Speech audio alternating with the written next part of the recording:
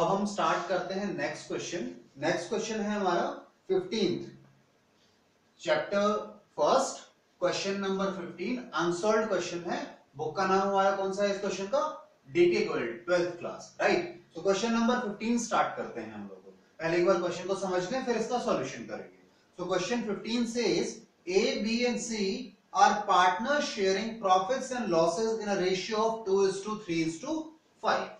So हमारे पास partners है बेटा A, B and C, ठीक है। इनकी PSR क्या है? Profit sharing ratio 2:3:5, right. ये इनकी प्रॉफिट शेयरिंग रेशियो है, ठीक है। आगे क्या कहता है क्वेश्चन? ऑन 1 जुलाई 2015, 1 जुलाई 2015 को क्या किया गया है? A and B granted loan of 2 lakh and 1 lakh respectively to the firm.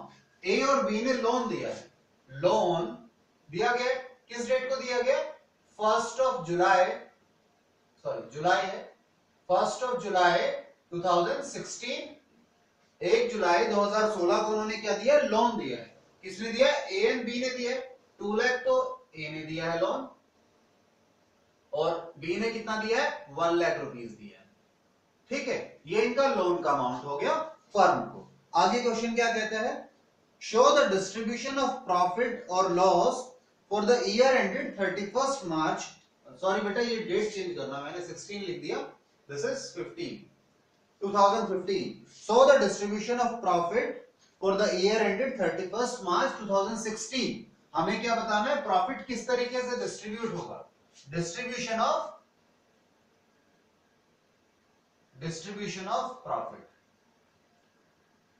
Profit हमें बताना है। इफ केसेस है हमारे पास, कैसे? केस 1 क्या है? केस 1 है और केस 2 है। दो केसेस हैं, दोनों केसेस में हमें डिस्ट्रीब्यूशन ऑफ प्रॉफिट बताना है हमें, ठीक है।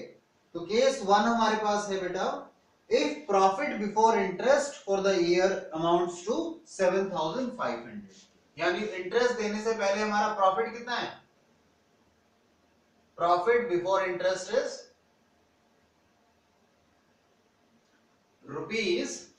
₹7,500, ठीक है। ये केस 1 है। हमें क्या अजम्पशन लेना है कि हमारा प्रॉफिट है इस साल का 7,500 रुपए, ठीक है। और अभी इसमें से इंटरेस्ट नहीं दिया गया है, तो प्रॉफिट किस तरीके से डिस्ट्रीब्यूट होगा? केस 2 क्या है? केस 2 कहता है if loss before interest for the year amounts to 7,500, ये तो प्रॉफिट बताया। एक बार क्या कह रहे हैं कि पहले से ऑलरेडी लॉस है, लॉस बिफोर इंटरेस्ट ₹7,500। इन दोनों केसेस में हमें डिस्ट्रीब्यूशन ऑफ प्रॉफिट बताना है। तो डिस्ट्रीब्यूशन ऑफ प्रॉफिट में टेबल बनाकर बताऊं, या एक काम करता हूं, मैं प्रॉफिट एंड लॉस अकाउंट बना देता हूं, sorry profit and loss appropriation account बना देता हूं, ताकि आपको पता भी लग जाएगा पीएनएल एप्रोप्रिएशन में चीजें कैसे आएंगी और आपका डिस्ट्रीब्यूशन भी हो जाएगा, ठीक है। चलिए, तो एक काम करते हैं, केस 1 के लिए हम पहले पीएनएल एप्रोप्रिएशन बना लेते हैं, फिर केस 2 के लिए बनाएंगे। उससे पहले एक काम और करना है, हम यहां पर वर्किंग नोट में सॉल्यूशन स्टार्ट कर रहे हैं हम लोग अब, ठीक है। सॉल्यूशन में वर्किंग नोट बनाकर कैलकुलेट कर ले इंटरेस्ट दोनों का, आगे हमें यूज करना है। तो पहला वर्किंग नोट बना लेते हैं, working note number 1, calculation of interest on loan, ठीक है। वो तो कॉमन रहेगा, केस 1 हो चाहे केस 2 हो, दोनों में काम आने वाला है, ठीक है। पार्टनर हमारे पास ए, अच्छा सी ने तो कोई लोन दिया ही नहीं है, तो सी का तो कोई इंटरेस्ट नहीं बनेगा ना लोन पर। हाँ सर, इंटरेस्ट नहीं बनेगा क्योंकि इसने तो कोई लोन ही नहीं दिया। तो पहले ए के लिए निकालें, ए का इंटरेस्ट कितना बनेगा? सर इसने 2 लाख रुपीस दिए हुए हैं हमें, और रेट क्वेश्चन ने हमें दिया है, सर रेट तो दिया ही नहीं इंटरेस्ट ऑन लोन, फिर तो क्या करें?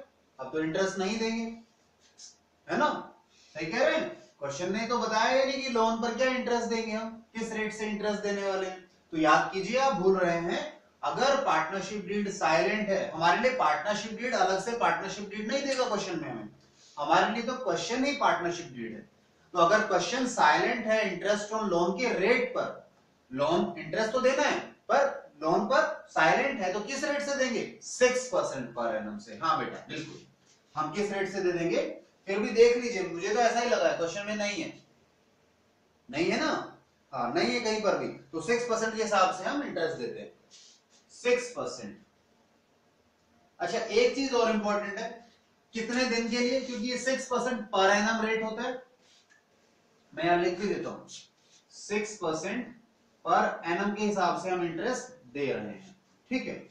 अब मुझे बताइए, उसने 1 जुलाई को ये पैसा दिया है, लोन जो दिया है ए एंड बी ने 1 जुलाई को दिया गया, यानी इस साल ये कितने दिन रहा बिजनेस में? ये रहा 9 महीने के लिए, 9 मंथ्स के लिए रहा, तो इंटरेस्ट भी 9 मंथ्स का कैलकुलेट करेंगे। हाँ सर 9 मंथ्स का कैलकुलेट करेंगे, ठीक है, 9 मंथ्स का कैलकुलेट करेंगे। तो मुझे बताओ ये कितना आ जाएगा? देखिए 2 लाख का 6% बनता है पूरे साल का 12,000, ठीक है, तो 12,000 के 4 हिस्से करो, यानी कि 3 को मल्टीप्लाई करो फिर 3 से, यानी चलो मेरा तरीका था, आप अपने तरीके से बता दो, मैं इसी तरीके में बता रहा था, कैलकुलेट नहीं करना पड़ेगा। कितना आ जाएगा? 9,000, हाँ बिल्कुल सही है 9,000, ठीक है 9,000 आ गया, बिल्कुल सही बताया। अच्छा अब मुझे बी के लिए बताइए, बी के लिए करते हैं 1 लाख पर 6% के हिसाब से कितने महीने का इंटरेस्ट? 9 महीने का इंटरेस्ट देना है सर इसे हमें, और ये इसे कैलकुलेट करने की जरूरत नहीं, एक काम करो, देखो ये 2 लाख था, 2 लाख का 9 प्लस 9,000 आया, तो 1 लाख उसका आधा है, तो इसका आधा कर दो 4,500। देखो आपके एग्जाम में कैलकुलेशंस बहुत इंपॉर्टेंट है, जितनी जल्दी कैलकुलेशन होगी उतना ज्यादा फायदा है, ठीक है। तो आपने ये भी कैलकुलेट, आप उसे कैलकुलेट काट करके दिखाने की जरूरत नहीं, आपको तो आंसर आपने बताया ये कैसे निकाला, ठीक है, ये इंपॉर्टेंट बात थी। चलिए अब हम अपने केसेस पर आते हैं। Profit and loss account,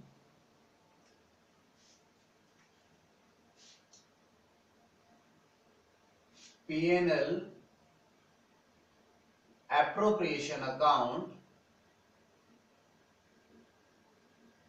account, ठीक है, केस 1 के लिए। ये किस केस में बना रहा हूं मैं? केस जो फर्स्ट केस था उसमें किस तरह से डिस्ट्रीब्यूशन होने वाला है ये समझते हैं, ठीक है।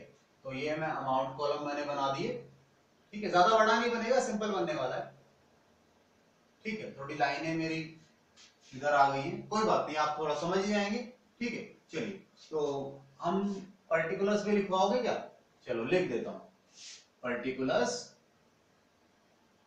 मैं इसलिए लिखता हूं ताकि आप पूरा फॉर्मेट फॉलो करें, क्योंकि आप क्या करते हैं, आप शॉर्टकट लगाना शुरू कर देते हैं, ठीक है, तो इसलिए शॉर्टकट नहीं लगाओ, अभी से प्रैक्टिस में रहेगा तो एग्जाम में मार्क्स अच्छे आ जाएंगे, ठीक है ना। कई बच्चे क्या करते हैं, जैसे जर्नल एंट्री लिखते हैं, अब जर्नल एंट्री में भी हम नरेशन नहीं लिखते हैं, एग्जाम में लिख लेंगे सर, और एग्जाम में फिर भूल जाएंगे क्योंकि अभी प्रैक्टिस में नहीं है। So better we follow the complete format. चलिए अब सर मुझे ये बताइए प्रॉफिट कितना आएगा इस बार? तो एक चीज बताओ बेटा आप, हमारा प्रॉफिट था कितना?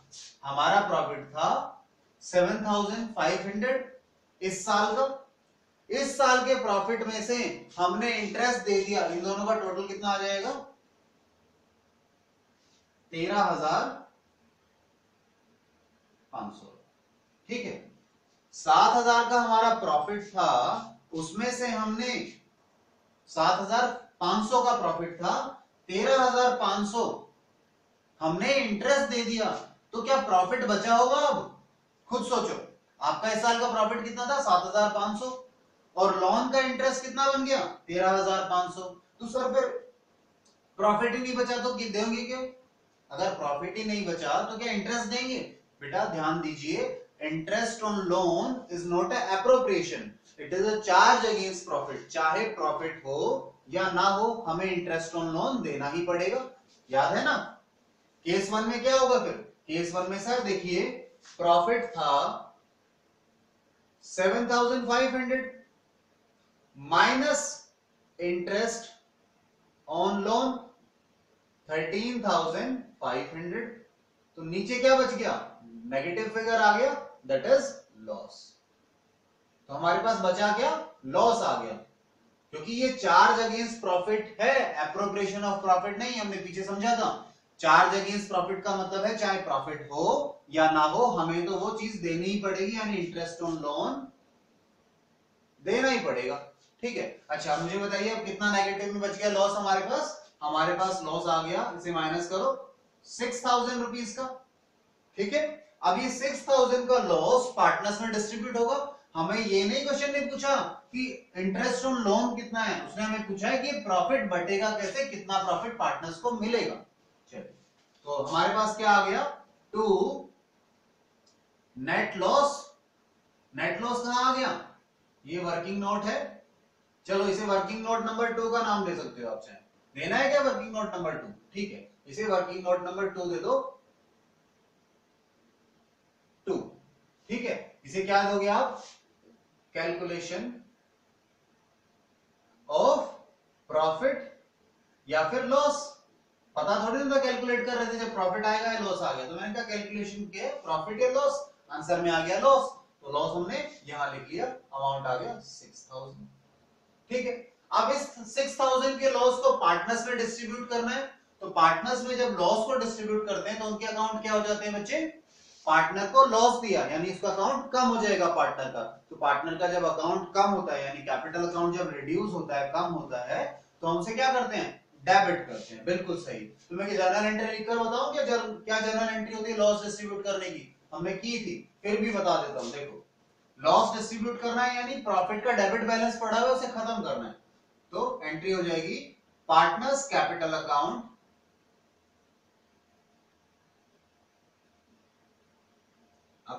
Debit to P&L appropriation account.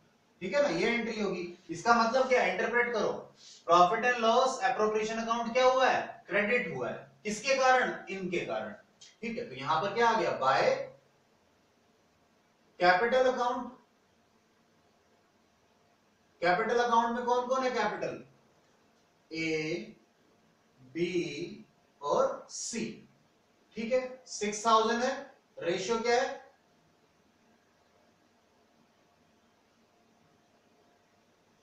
Ratio है सर 2:3:5, यानी कि 10 हिस्से करो और 2 हिस्से इसे, 10 हिस्से करो और 3 हिस्से इसे, 10 हिस्से करो और 5 हिस्से इसे। सॉरी ये 0 फालतू आ गया, ये आ गया 3000। ठीक है, और इन दोनों में रिमेनिंग 3000 को बांटो, बताओ कितना आएगा, हाँ 1200 एंड 1800, तो हो गया 3000 और ये हो गया टोटल 6000। तो ये तो केस 1 था जिसमें प्रॉफिट ऐसे डिस्ट्रीब्यूट हुआ, क्योंकि लॉस आ गया था तो लॉस डिस्ट्रीब्यूट करना पड़ेगा। प्रॉफिट डिस्ट्रीब्यूशन का मतलब ये नहीं है कि प्रॉफिट ही डिस्ट्रीब्यूट करके बताओ, अगर लॉस आ गया तो लॉस को डिस्ट्रीब्यूट नहीं करोगे क्या, लॉस को भी डिस्ट्रीब्यूट करना पड़ेगा। ठीक है, चलिए तो अब दोनों साइड को लिख दें यहां पर हम, टोटल, इस साइड का टोटल भी यही है। ठीक है, तो हमने डिस्ट्रीब्यूशन ऑफ प्रॉफिट ऐसे दिखा दिया। आप चाहें तो इसे टेबल फॉर्म में दिखा सकते हैं कि लॉस आया और लॉस तीनों में ऐसे डिस्ट्रीब्यूट हो गया। अब केस सेकंड पर जाते हैं, केस सेकंड। केस सेकंड में भी P&L एप्रोप्रिएशन अकाउंट बनाकर दिखाना पड़ेगा। ठीक है, केस सेकंड में P&L एप्रोप्रिएशन बनाना,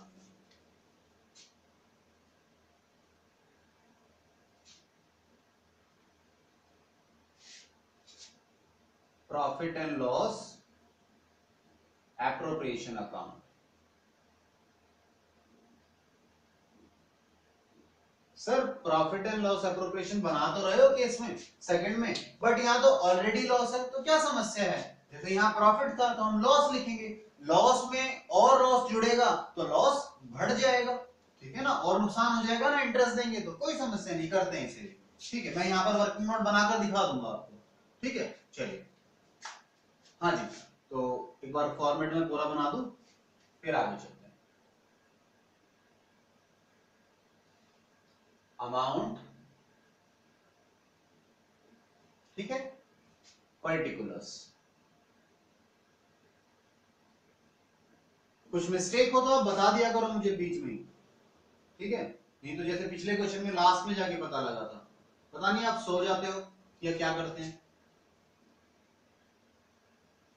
अमाउंट, ठीक है, अब अमाउंट वही आना तो ये कंफर्म है, इसी साइड आएगा, बट कितना आएगा वो कैलकुलेट कर रहे हैं। अच्छा मैं कुछ चीजें हटा दूं क्या? ये आपके पास अमाउंट पता है आपको, मैं इस वर्किंग नोट को हटा दूं, मुझे थोड़ा सा स्पेस चाहिए यहाँ पर, ठीक है। मैं इस अमाउंट को हटा देता हूँ यहाँ से, आपने लिख लिया होगा ना इस चीज को, ये अमाउंट लिख लिया था आपने, तो मैं इसे हटा रहा हूं यहाँ से। ये वर्किंग नोट नंबर 1 था मेरा, ठीक है। अच्छा यहाँ पर आप ये इंटरेस्ट ऑन लोन के लिए यहाँ पे वर्किंग नोट नंबर 1 लिख देना। ये कहां से आया 13,500, ठीक है ना, वर्किंग नोट नंबर 1 के कारण आया 13,500 जो हमने पीछे कैलकुलेट किया। अच्छा केस 2 में भी वर्किंग नोट नंबर बना लें, वर्किंग नोट नंबर 3 नाम दे देते हैं। यहां पर भी वही लिखते हैं, कैलकुलेशन ऑफ प्रॉफिट या फिर लॉस। इस बार हमारा कितना प्रॉफिट या लॉस है, तो सुनिए हमारा स्टार्ट में क्या था, केस 2 में हमें ऑलरेडी लॉस दिया हुआ था इंटरेस्ट से पहले, तो हमने कहा लॉस था हमारा 7,500 का, उसमें से हमने इंटरेस्ट ऑन लोन दिया जो कि कहां से आया, वर्किंग नोट नंबर 1 से आया था। कितना था अमाउंट 13,500। तो एक तो लॉस पहले था, इंटरेस्ट देने के कारण लॉस और बढ़ गया, तो अब अमाउंट कितना हो जाएगा ये बताइए, ये आ गया 14 and 7 21,000। तो इस बार हमारा ग्रोस टोटल लॉस कितना आ गया, ये लॉस अब बढ़ गया, बढ़कर लॉस कितना हो गया 21,000। अगेन इस लॉस को भी डिस्ट्रीब्यूट कर देते हैं, जैसे पिछले लॉस को डिस्ट्रीब्यूट किया था, तो इस लॉस को डिस्ट्रीब्यूट करते हैं, ठीक है। तो इस लॉस को डिस्ट्रीब्यूट करने के लिए यही चीज, अब ये तो समझाने की जरूरत नहीं है दोबारा नेट लॉस क्यों लिखा है इस साइड में, क्योंकि लॉस आया है to net loss. Net loss कितना आ गया, वर्किंग नोट नंबर 3 का रेफरेंस दे दो कि वर्किंग नोट नंबर 3 से नेट लॉस आया है जी 21,000। जितने वर्किंग नोट बनाओगे, अच्छा प्रेजेंटेशन दोगे, उतना लोगों को समझ में आएगा कि आपने कैसे किया, ठीक है। चलिए नेट लॉस आ गया, अब नेट लॉस आ गया तो फिर इसे भी डिस्ट्रीब्यूट कर दो पार्टनर्स में, डिस्ट्रीब्यूट कर देते हैं बाय कैपिटल अकाउंट।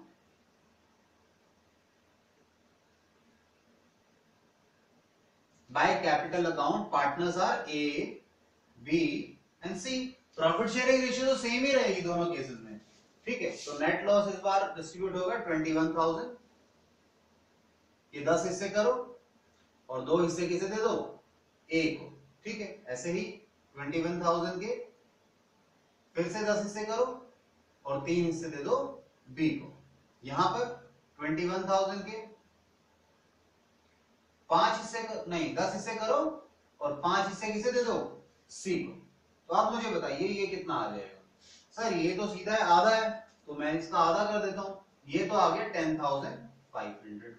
आप तो मुझे ये दोनों बताओ, ये तो मैंने कर दिया था, जैसे पिछली बार भी मैंने ही किया था कैलकुलेट, तो ये कैलकुलेट करके बताओ मुझे कितना आएगा। सर ये भी कैलकुलेट कर लेते हैं, देखिए अगर 10 से डिवाइड करते हैं तो 2100 आता है, 2100 को 2 से मल्टीप्लाई कर देते हैं 4200 आ जाता है।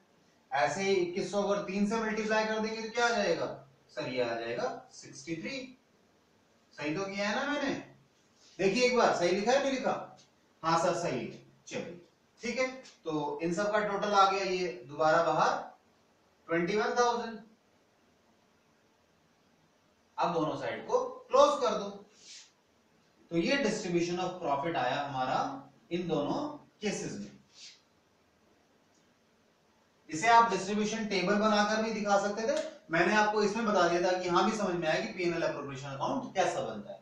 अदरवाइज सिंपली लॉस लो और लॉस तीनों पार्टनर्स में डिस्ट्रीब्यूट कर दो, नेट लॉस, ठीक है। तो ये नेट लॉस आया, मैंने डिस्ट्रीब्यूट कर दिया यहाँ की, आप टेबल फॉर्म में भी कर सकते हैं इसे, ठीक है। आंसर मैच कर लीजिएगा एक बार, आंसर सही आया ना हमारा, देखने जरा